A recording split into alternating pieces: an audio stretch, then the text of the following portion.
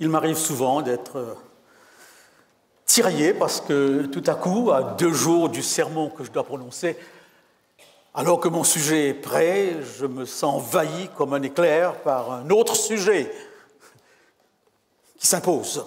Et je me pose alors la question, premier sujet ou deuxième sujet, quoi faire? Je devais commencer ce matin une série sur le thème de l'adoration. J'y réfléchis depuis des années, parce que ce n'est pas évident. Ce n'est pas évident tout simplement parce qu'on n'a pas de modèle d'adoration. Ce n'est pas évident parce qu'on adore l'invisible, l'inaccessible. Alors, comme la nature a peur du vide, la nature spirituelle a peur du vide, on remplit le temps d'adoration, est-ce qu'on adore? C'est une question qui me travaille et j'y reviendrai le 23 mars, le 20 avril et le 18 mai. Mais je suis aussi, par rapport à la prédication, sous l'effet de cette injonction d'Ésaïe, sentinelle, que dis-tu de la nuit? Veilleur, où en est-on avec la nuit? En d'autres mots, travailler par une prédication qui rappelle, une prédication qui édifie, mais une prédication qui permet de comprendre que la Bible n'est pas seulement quelque chose qu'on entend entre les murs de l'Église, mais qu'il y a quelque chose à dire par rapport aux événements qu'on vit, que le chrétien que nous sommes n'est pas enfermé dans un lieu sacré quelconque, mais il vit dans le monde et il voit ce qui se passe dans le monde. Et cela l'interpelle.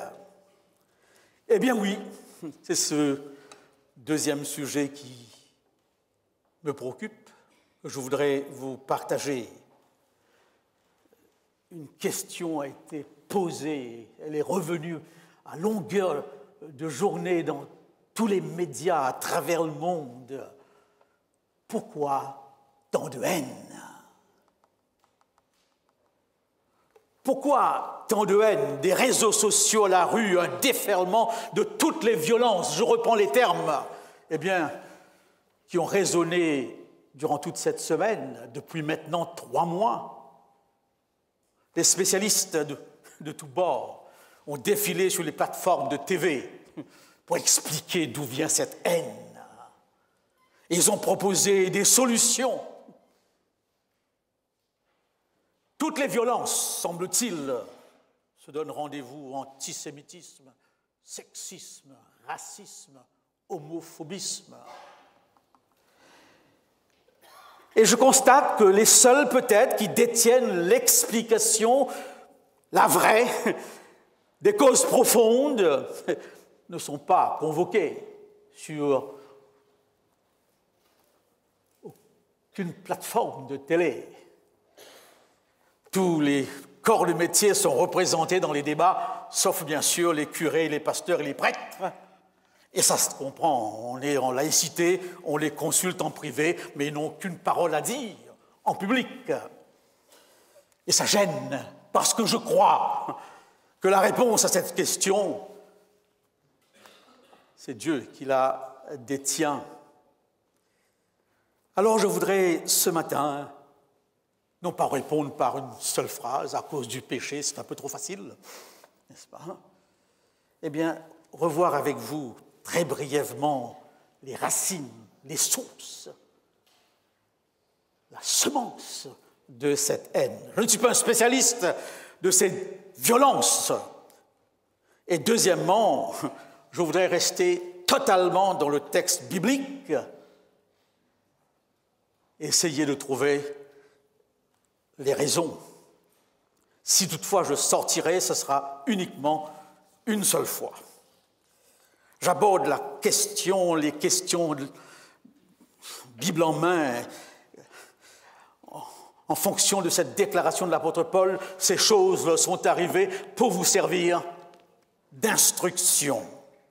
Alors commençons tout simplement par un cheminement très simple. Pourquoi tant de haine? Le premier récit, eh bien, nous l'avons dans le livre de la Genèse, vous la connaissez. Je vous rappelle tout simplement les quelques éléments. Au bout de quelques temps, Caïn fit à l'Éternel une offrande des fruits de la terre. Abel, de son côté, fit une des premiers-nés de son troupeau. L'Éternel porte un regard favorable sur Abel et son offrande, mais ne porta pas un regard favorable sur Caïn et son offrande. Et Caïn est abattu. Et Dieu le reprend. Relève-toi. Le péché se couche à ta porte. Relève-toi. Mais un peu plus loin, il est dit, alors qu'ils étaient dans les champs, il se jeta sur son frère et le tua. Rien de plus. C'est à Hollywood d'entrer dans la psychologie des cœurs. La Bible se limite tout simplement de montrer les causes et les effets. Cette pulsion de haine qui, semble-t-il, nous habite tous, cette pulsion de mort, ici, s'exprime, s'éclate, il tue. Quelle est la cause? Favoritisme. Le sentiment d'injustice, de privilèges accordés à certains, mais pas à d'autres. En lisant ce texte, je n'ai pas pu m'empêcher de penser à un frère. Nous étions 4, 3 garçons, une fille. Il y en a un qui a beaucoup souffert de favoritisme. Je ne sais pas pourquoi. D'ailleurs, ma mère en pleurait constamment. Et plusieurs fois, ma mère me demandait, mais pourquoi est-ce qu'il a l'impression, eh bien, que ton père et moi avons fait du favoritisme? Je crois qu'avant sa mort, elle y pensait encore. Et d'ailleurs, elle a eu l'occasion d'avoir une conversation avec ce frère qui lui a dit, maman, t'inquiète pas, je pense que c'est moi, c'est pas mes frères, c'est pas vous. Et un souvenir me revient, et je vous en parle. Il faut se nourrir de son expérience. Eh bien, je fais le trajet avec lui pendant au moins 10 km en autobus. J'arrive à la maison avec lui. Les parents ne sont pas là et les portes sont fermées. Alors, comment entrer? On s'aide mutuellement à passer par la fenêtre. N'est-ce pas? En s'épaulant. Et une fois à l'intérieur de la maison, suivant les habitudes de la maison, le repas est sur la table, on s'assoit et on mange, etc. Et pendant tout ce temps-là, on ne s'est pas dit un seul mot. On ne s'est pas parlé. Ça me revient constamment. Eh bien oui, la haine, le favoritisme provoquant une cassure de communication, une difficulté de relation. On communiquait très bien sur le stade de foot. C'était plus facile par l'intermédiaire d'un ballon avec les pieds que directement. Bien sûr, il n'a pas été jusqu'à me tuer. A-t-il eu envie? Je ne sais pas, n'est-ce pas? Bref, le favoritisme, le sentiment d'être rejeté parce que son offrande n'est pas en rapport avec ce qui est demandé. Deuxième récit que vous connaissez très bien, Genèse 27, 41. Genèse 27, verset 41, une histoire très connue, n'est-ce pas? Très connue, l'histoire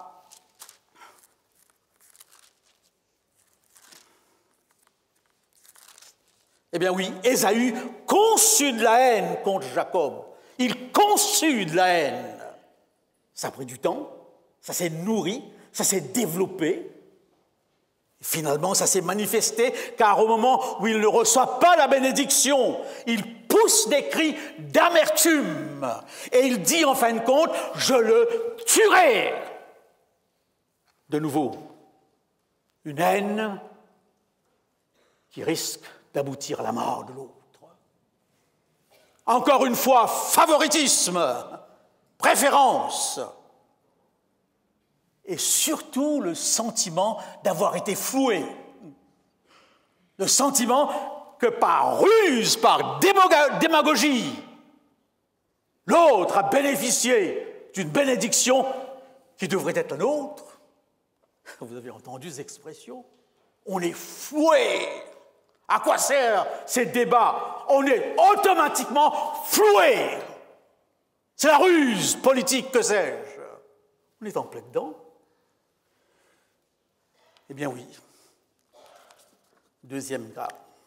Troisième cas. Et là, nous touchons quelque chose d'important. Dans la mesure où je ne parlerai pas d'antisémitisme, ce mot n'est pas dans la Bible, il nous ramène à Sem, pourquoi, je ne le sais pas, n'est-ce pas? Je parlerai beaucoup plus d'anti-israélisme, n'est-ce pas? Non, peut-être avant, oui. Non, c'est juste, d'anti-israélisme. Eh bien oui. Essayez d'avoir à l'esprit le film Les 10 commandements. Pour la première fois, l'Égypte se plie. L'Égypte est humiliée. Et de la personne de Yul Brynner, vous sentez bien comment cette humiliation est terrible. Ce Dieu de ce peuple esclave qui tout à coup apparaît. Et ce sera la cause principale de la haine des peuples qui environnent Israël pour Israël. Eh bien oui, dit Pharaon, nous n'aurons plus les services. 450 ans d'esclavage, 450 ans de domination et de dominer. Ici, on rappelle l'Holocauste, mais dans d'autres pays, on fait mémoire de l'esclavage. Et même les générations qui ne savent pas de quoi on parle prétendent en subir les conséquences et réagir émotionnellement. La haine, parce que son gagne-pain, parce que sa vache à lait n'est plus là, parce que le peuple, n'est-ce pas, qui assurait les services domestiques n'est plus là. Alors Pharaon se réveille. Mais c'est plus profond que ça. Parce que dans ces 10 plaies, ce sont les dieux d'Égypte qui sont détruits. Le dieu du Nil est atteint lorsque l'eau est transformée en sang. Le dieu du soleil est atteint lorsque l'obscurité envahit l'Égypte. Le dieu sauterelle, le dieu grenouille sont atteints. Tout à coup, l'Égypte, avec ses dieux, disparaît, s'écrase. Cette humiliation, les peuples autour d'Israël ne l'oublieront jamais. Eh bien oui, ce sera une cause de haine profonde. Et aussitôt après, au chapitre 8, 17 et le verset 8, nous avons une première guerre qui éclate. Amalek vint combattre à Israël. Alors Moïse dit à Josué, « Choisis-nous des hommes, sors et combat Amalek. Demain, je me tiendrai sur le sommet de la colline, la verge de Dieu dans ma main. » Josué, fils qui avait dit Moïse, pour combattre Amalek. Et Moïse et Aaron et Hur, etc. Vous connaissez l'histoire. La victoire est assurée d'une manière miraculeuse. Une autre raison va ainsi s'installer. Ce peuple, avec son Dieu que personne n'a vu, remporte des batailles. Et remporte des batailles d'une manière miraculeuse. Bizarre. 2 hommes lèvent les mains et Israël remporte la victoire. Eh bien oui. Au psaume 83, il est dit, je crois qu'on pourrait le lire pour justifier, n'est-ce pas, cette interprétation que je vous présente. Psaume 83, à partir du verset 1 à 9, psaume 83. Oh Dieu, ne reste... Oui, verset 5. Venez, disent-ils, exterminons-les du milieu des nations et qu'on ne se souvienne plus du nom d'Israël. Que le nom d'Israël disparaisse. Ils se concertent tous d'un même cœur. Ils font une alliance contre toi. Les tentes d'Édom et les Ismaélites, Moab, etc., la Syrie, etc. Ils prêtent serment, ils s'unissent pour qu'Israël disparaisse. Pourquoi? Parce que ce Dieu d'Israël, par ses victoires, a été une cause d'humiliation. Qui est-il? Ce Dieu? Eh bien oui, Amalek, dit le texte biblique, gardera contre Israël une haine éternelle. J'ai oublié un autre élément juste avant, je vous le rappelle en passant, où on voit encore le favoritisme, l'histoire de Joseph, jeté dans un puits à cause de ses songes et de la préférence de son père. Tuons-le! L'occasion est idéale. Ruben passera et essayera de le sauver. Il va le vendre à des Amalécites, très intéressants. Ce sont les Arabes qui viennent au secours d'Israël. De la personne de Joseph, première mention de la rencontre des Arabes et d'Israël, la personne de Joseph. Et là, les Amalécites, eh bien, reprennent Joseph. Toujours de la haine. Et j'arrive maintenant, chers amis, à la partie peut-être la plus difficile. Oui, la plus difficile. Nous l'avons abordée dans une conférence et je rappelle tout simplement quelques éléments. L'image que je me fais, c'est un patron de CNN qui disait l'image est tout. Une religion ne peut s'élever au-delà de l'image qu'elle se fait de Dieu. Et c'est difficile parce qu'on n'a jamais vu ce Dieu. Quelle image pour nous faire de Dieu un Dieu qu'on n'a jamais vu? Eh bien oui, une bonne conception, perception de Dieu malgré tout est la seule garantie d'un témoignage vraiment positif par rapport à Dieu. Et lorsque nous abordons, laissez-moi rendre cela plus pertinent, il y a quelques mois de cela, 500 personnes de haut niveau, de tous les horizons en France, ont écrit aux meilleurs théologiens islamiques pour leur dire « Est-ce qu'on ne pourrait pas modifier le contenu du Coran? Est-ce que vous ne pourriez pas changer ces versets qui appellent à la haine des Juifs et des chrétiens et à tous ceux que l'islam appelle les associateurs, c'est-à-dire qui parlent de Dieu avec d'autres, le Christ, le Saint-Esprit, la Trinité. C'est un élément de guerre dans le Coran. Est-ce qu'on ne peut pas changer cela?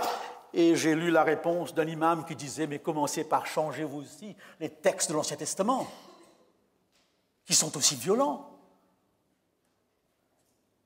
Ne nous fermons pas les yeux. Ces textes sont terribles, n'est-ce pas? Eh bien oui, peut-on les changer? Certainement pas, n'est-ce pas? Certainement pas. Il faut bien l'avouer, n'est-ce pas? Et je voudrais juste vous rappeler quelques-uns de ces textes. D'ailleurs, vous avez une longue chaîne de verbes qui expriment la violence de Dieu. Extermine, anéantit, déchire, rend malade, affame, perce, tue, abat, dévore, engloutit, éperonne, combat. N'est-ce pas? Il brûlait la ville et tout ce qui s'y trouvait. Lorsqu'Israël eut achevé de tuer tous les habitants d'Aï, etc., l'Éternel livra Libna, exterminer tout le monde, enfants, femmes, etc. Alors, sommes-nous prêts à changer cela? Je me suis dit, bon, on ne t'invite pas sur aucune plateforme de télévision pour en parler, et si on t'invitait, qu'est-ce que tu aurais dit? Et au moment où ton collègue musulman en face te dit, écoute, je veux bien changer mes textes, mais change les tiens aussi. Quelle explication? Avez-vous une explication? Dans ce contexte de déchristianisation où le religieux est constamment attaqué, mis en cause. Est-ce que, quelques remarques très simples, est-ce que ce Dieu de l'Ancien Testament est vraiment différent du Dieu du Nouveau? Est-ce qu'il est aussi différent que cela? C'est un certain Marcion, vous le savez, qui au IIe siècle a produit une Bible où il avait enlevé tout l'Ancien Testament. Il a gardé les évangiles et les épîtres de Paul parce que ce Dieu guerrier de l'Ancien Testament était incompatible avec Jésus-Christ. Laissez-moi vous citer cette déclaration de Thomas Romer, un des meilleurs spécialistes de l'Ancien Testament. Il est donc hors de doute que le Dieu des évangiles ou de Paul est le même Dieu des auteurs de la Bible hébraïque. C'est une erreur de croire qu'il y a incompatibilité. Hors de doute, eh bien, de les opposer. Et il y a une remarque intéressante, et ça mérite notre attention. L'Ancien Testament était bien l'écriture qui faisait autorité pour Jésus. Il ne connaissait que cette écriture-là, n'est-ce pas? Qu'il appelle d'ailleurs ce Dieu son Père. On n'a pas l'impression qu'il est gêné par ce texte. Il se réfère constamment à ce texte. Est-ce qu'on oserait croire que nos sentiments chrétiens s'offusquent alors que ce n'est pas le cas pour lui? Peut-on penser que notre sensibilité éthique et religieuse est plus susceptible que celle de Jésus? Mais on pourrait peut-être se poser l'autre question. Est-ce que nous lisons correctement l'Ancien Testament?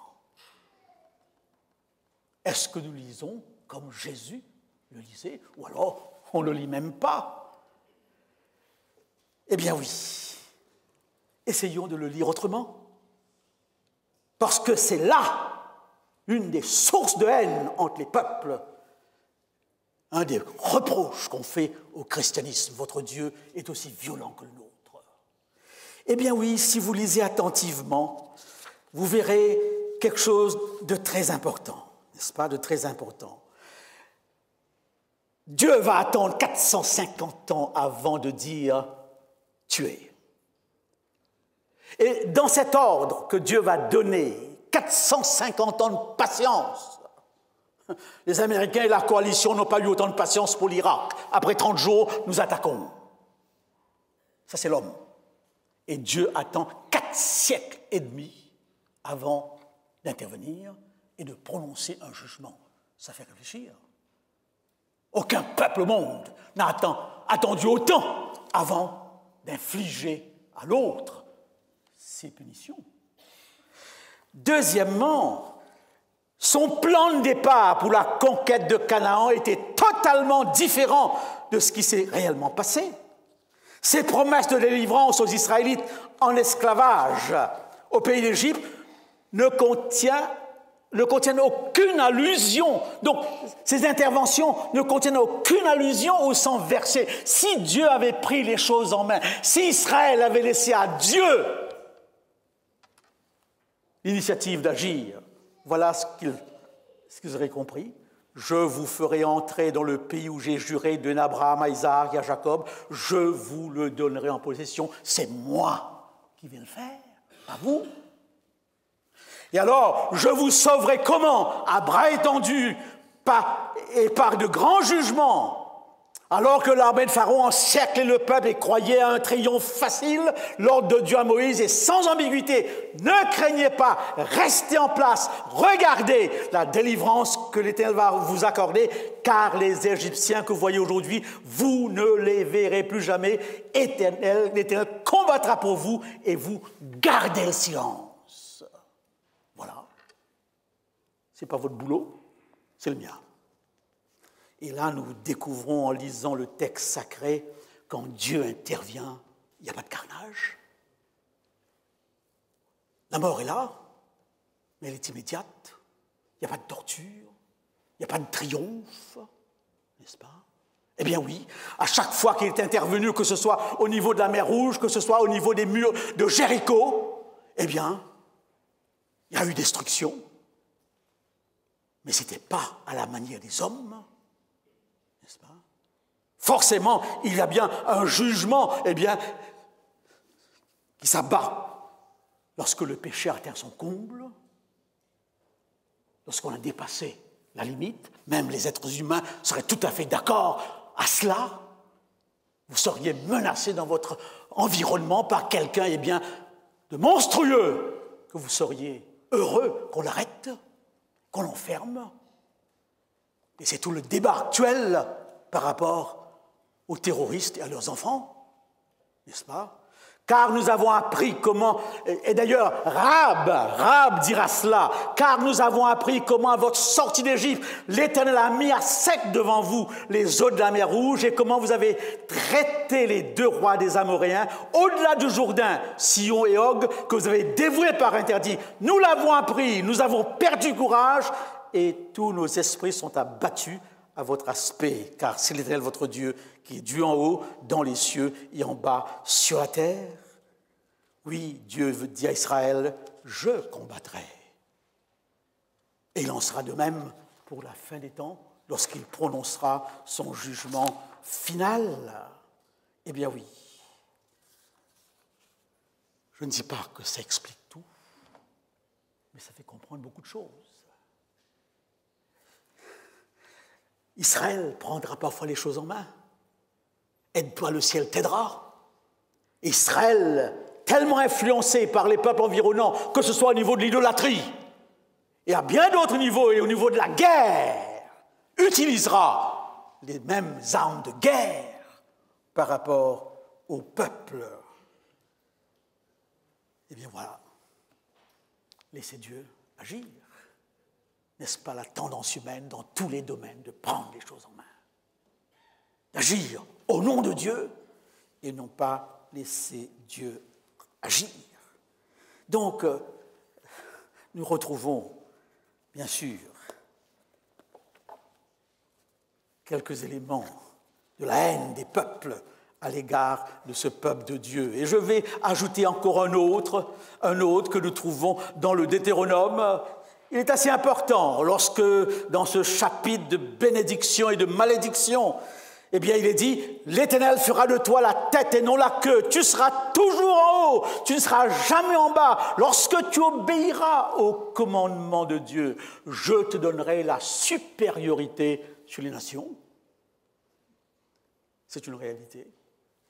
Et Paul, au chapitre 12, l'Épître aux Romains, reprendra cette image lorsqu'il dira, si dans leur chute, dans leur faiblesse, ils ont été la richesse du monde. Qu'est-ce qui serait passé s'ils avaient été totalement obéissants? Et on peut paraphraser en disant, eh bien si, dans leur faiblesse, ils ont enrichi le monde, que serait-il passé s'ils avaient été fidèles? Voilà donc quelques éléments totalement bibliques expliquant la haine qui habite le cœur humain et la haine des nations contre Israël. Alors là, je vais tout simplement maintenant, si vous permettez, parce que je n'entre pas dans les débats actuels, mais je me mets au courant quand même. J'ai reçu jeudi mon numéro de l'Express, et là, M. Attali, juif, donne les raisons de l'antisémitisme, que j'appellerai dans le cadre de mon exposé l'anti-israélisme, ne voulant pas systématiquement rassembler les deux, mais je crois qu'il y a un lien. Alors il donne 4 raisons, et je passe très rapidement. Dans l'histoire, cette monstruosité a pris 1000 formes. Avant l'Empire romain, l'antisémitisme était fondé sur la méfiance à l'égard du seul peuple monothéiste, le Dieu unique. C'est ce que nous avons vu par rapport à Pharaon. Comment, n'est-ce pas? Pourquoi? Qui refusait d'intégrer les autres dieux dans son panthéon et qui prétendait que son Dieu était aussi le seul Dieu de tous les autres peuples, sans pour autant vouloir le leur imposer par la force. Première raison. Tout un monde qui se révolte contre l'idée d'un Dieu unique, exclusif, et qui demande l'obéissance de tous. Et cela a intrigué. Lorsque, en 70, Titus demande qu'on épargne le peuple, qu'on épargne le temple, Titus a une demande particulière. Épargner le temple. Pourquoi? Pas par rapport à sa beauté, c'était magnifique ce temple, mais Titus voulait savoir comment est ce Dieu d'Israël. Alors il a demandé, lorsque vous entrerez dans cette partie du lieu très saint, apportez-moi ce Dieu pour que je le voie. Toute l'histoire d'Égypte et des autres peuples ont été une histoire de confrontation avec le seul Dieu. Et à son grand étonnement, il n'y avait rien dans le temple. Le Dieu d'Israël, personne ne l'a vu. Mais il gagne les batailles. N'est-ce pas? Eh bien oui, voilà la première raison. Le Dieu unique, tu n'auras point d'autre Dieu devant ma face. Deuxième raison, et je ne m'attarde pas, vous le comprendrez tout de suite, avec l'Empire romain, les Juifs ont été accusés de déicide et mis à l'écart de toute vie commune, à moins d'abjurer. Les accusations ont redoublé au Moyen-Âge, quand ils n'ont pas voulu rejoindre la nouvelle religion monothéiste, l'islam. Et là, la chrétienté a une grosse responsabilité d'avoir toujours expliqué la croix et de l'avoir mis sur le compte des Juifs. Que son sang retombe sur nous et sur nos enfants. J'en ai entendu des prédications qui expliquaient la Shoah avec ce verset dans nos églises. Alors que ce n'était pas le peuple qui met le Christ à mort de sang les drains. Et lorsque Paul parle de la mort du Christ, il dit « Nous l'avons crucifié ». Pas forcément eux. Nous, n'est-ce pas? Oui, troisième, je ne vais pas trop m'attarder, il est question justement de l'aspect financier de la chose, n'est-ce pas? Eh bien, il entre dans les détails de l'histoire dans un seul paragraphe où le juif détient le pouvoir et se fait une réputation de radin, n'est-ce pas? Qui court toujours, n'est-ce pas? Non, je voulais vous raconter une petite histoire, je laisse tomber, n'est-ce pas? Et à la fin, une troisième que j'ai soulignée. Tu seras la tête, mais non la queue. Regardez ce qu'il dit. Quant au XIXe siècle, enfin autorisé à entrer dans le monde laïque et admis dans les universités, dans les écoles de musique, de peinture, des industries, des partis politiques, des laboratoires, des hôpitaux, ce sont leurs nouveaux talents dans ces domaines qu'on a commencé à jalouser et détester. On y a ajouté alors la folle accusation de maîtriser en secret le monde et de le manipuler dans leurs seuls intérêts, théorie du complot. Parce que ce peuple brille. Plus de 60% des prix Nobel appartiennent à ce peuple. Dans leur faiblesse, ils ont été la richesse du monde. Et cette richesse, au point de vue culturel, au point de vue de l'art, au point de vue de toutes les sciences, se retrouve. Et alors, le seul fait d'avoir un nom juif suscite la jalousie et une haine millénaire. Donc, je ne vais pas plus loin. Voilà, bibliquement, pourquoi tant de haine. Et je voudrais, en conclusion, s'il fallait lire la Bible autrement, on verrait quand même ce Dieu qu'on accuse de tout parfois, avec ces textes difficiles parfois à définir, qui donne toujours une espérance. Le péché se couche à ta porte, Caïn. Réveille-toi! Et il est dit qu'il se jeta sur son frère et le tua. Et ensuite, il dit à Dieu, je serai errant et vagabond. Le juif errant, c'est ici que ça se passe. N'est-ce pas? Errant et vagabond.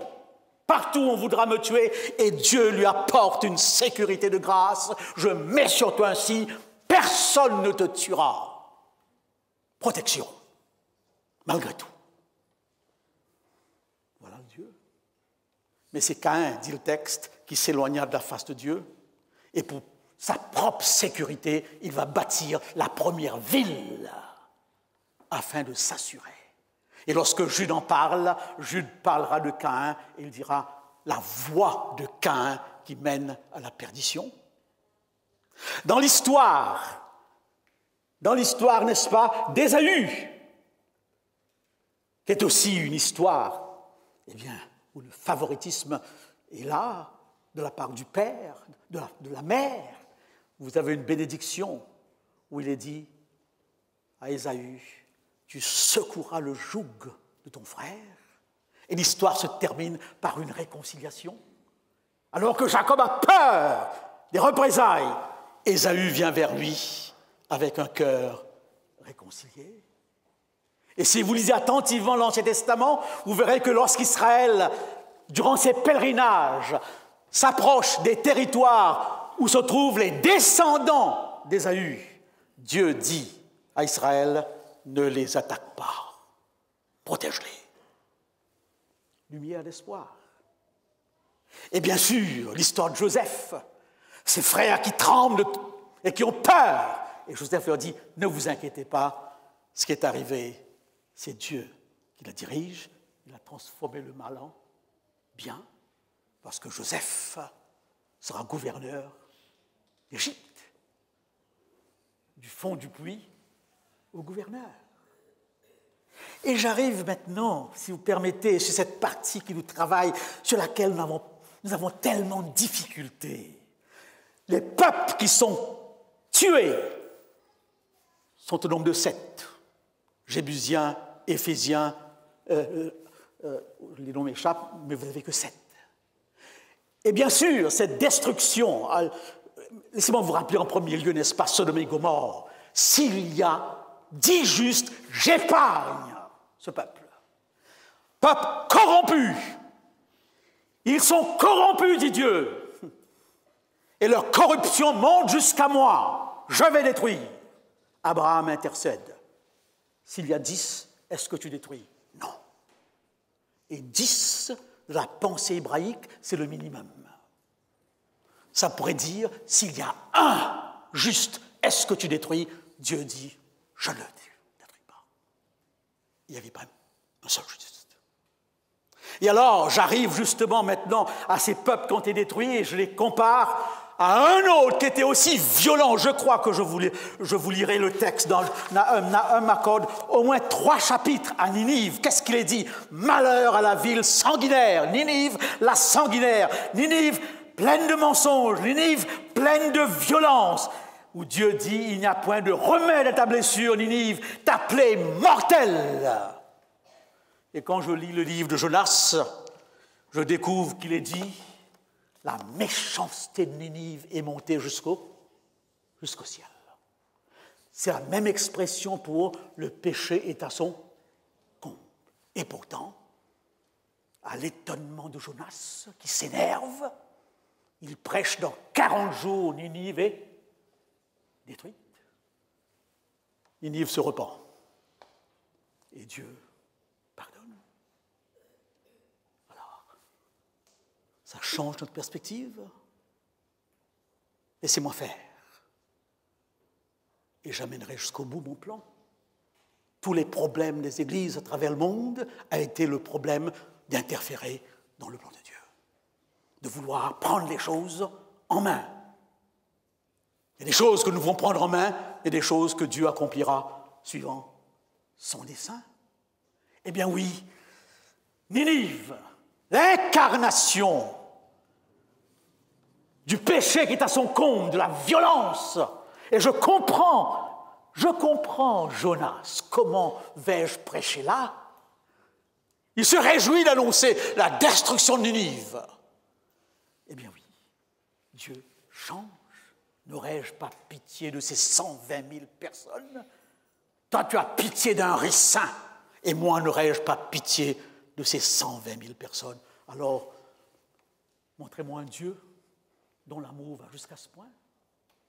Et lorsque nous arrivons, si vous permettez, alors que nous sommes à la fin, nous arrivons, si vous voulez, n'est-ce pas, au Nouveau Testament. Dans le Nouveau Testament, les choses sont renversées. Avec la Pentecôte, les divisions de la tour de Babel sont renversées. Le Saint-Esprit a accompli un miracle où tous les peuples rassemblés, descendants de toutes ces nations, tout à coup entendent un message dans leur propre langue. N'est-ce pas? Dans leur propre langue. Et alors là commencera l'évangélisation de ce monde païen, de ces enfants de tous ces peuples eh bien, qui ont pris Israël en haine. Je vous rappelle que le juif de l'époque de l'Empire romain était en face de 2 haines insupportables. Premièrement, ils avaient la haine des peuples Et deuxièmement, tous les peuples, eh bien, haïssaient le peuple juif. J'aurais pu vous citer ce matin des textes, n'est-ce pas, des textes sur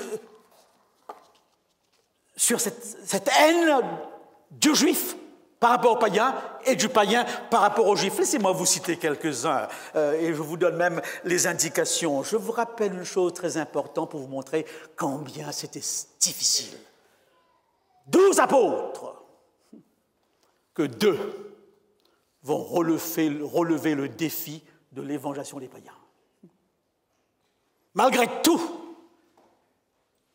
même après un songe, Pierre n'y arrivera pas. Ses préjugés étaient beaucoup trop forts. Seuls 2 hommes parmi les apôtres vont relever le défi. Un, on n'en parle jamais en Europe, très rarement. Ça se passe en Inde, c'est Thomas, qui en 52 arrive en Inde et prêche l'Évangile.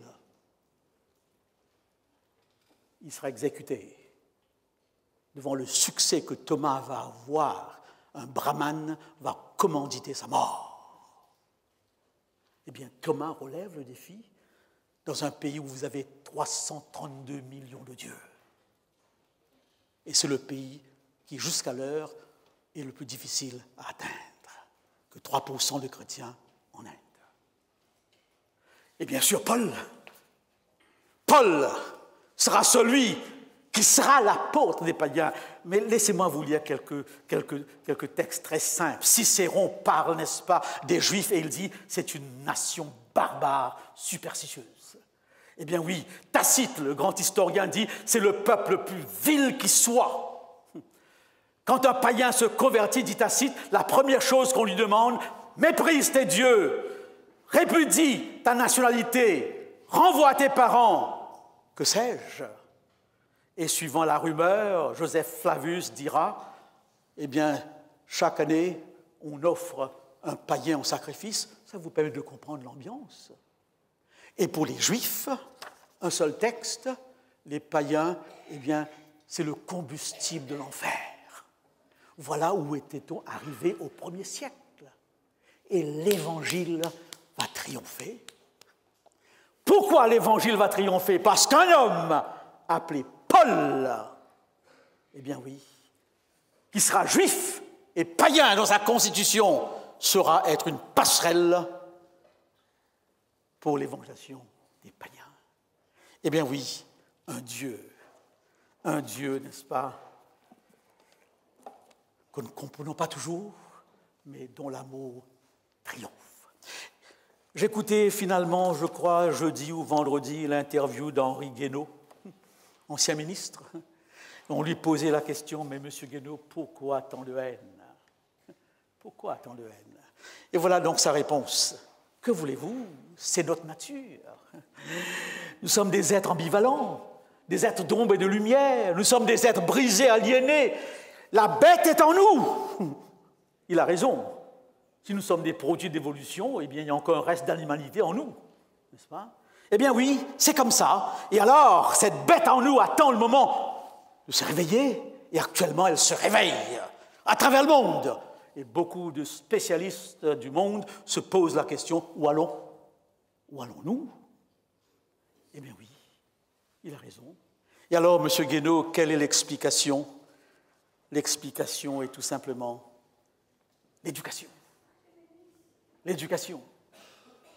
Mais je crois que la Bible nous donne une autre explication, la rédemption.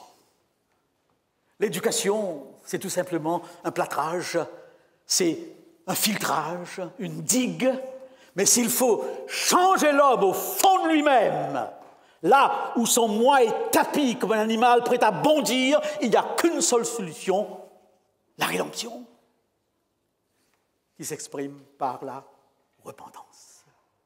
Eh bien oui, Ninive se repent en prenant le sac et la cendre. Et chose extraordinaire, Ninive, le roi de Ninive demande même à tous les animaux de jeûner. C'est assez étonnant. Tous les animaux jeûnent pour vous démontrer jusqu'à quel point ils étaient sincères. Et Dieu pardonne. Dieu épargne Ninive. Voilà, chers frères et sœurs, chers amis, quelques réflexions que j'ai voulu vous partager, parce que je pense que notre Bible, nous l'ouvrons non pas seulement ici à l'école du sabbat, mais nous l'ouvrons aussi pour lire ce qui se passe autour de nous en prévision de ce retour de Jésus-Christ. Lorsque Roger m'a demandé quel est ton texte qu'il faudrait lire en introduction, j'étais en plein dans ces réflexions et je voyais déferler ces violences. Et alors, je l'ai suggéré de lire le texte que nous a lu notre sœur. Un jour viendra où nous bâtirons des maisons pour les habiter. Un jour viendra où le loup et l'agneau paîtront ensemble. Le petit enfant mettra sa main dans la caverne du basilic. Je soupire après ce jour.